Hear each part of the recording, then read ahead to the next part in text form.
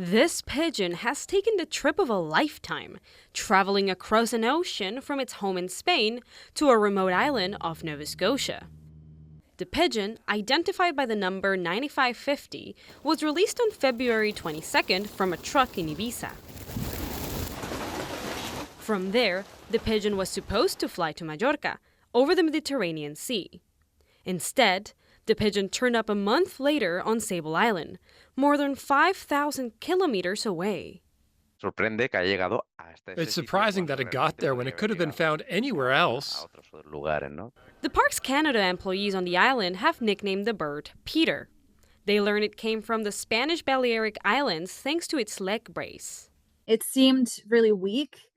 After a day of hanging out near the buildings, it hadn't moved, it hadn't flown. Penn says it's unusual for pigeons to end up in Sable Island, which is almost 300 kilometers away from Halifax.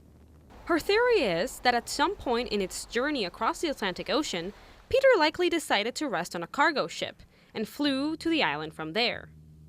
Penn took care of Peter for a week before putting the bird on a cardboard box and sending it to a wildlife rehabilitation center in Nova Scotia.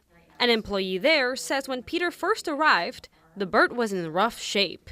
He was thin, obviously hadn't been eating, was dehydrated. On closer inspection, we realized he did have a wound on it's called the keel bone, which is kind of like the bone that goes down the middle of a bird's chest. Peter is now in a stable condition and has gained some weight. Fernandez is happy to hear his bird is being well cared for. He's open to letting Peter stay or bringing it back to Spain, whichever is best for the animal. He says traditionally, racing pigeons are not named until they achieve something big. And Peter has more than earned its name for this international feat. Giuliana, Grillo, CBC News, Halifax.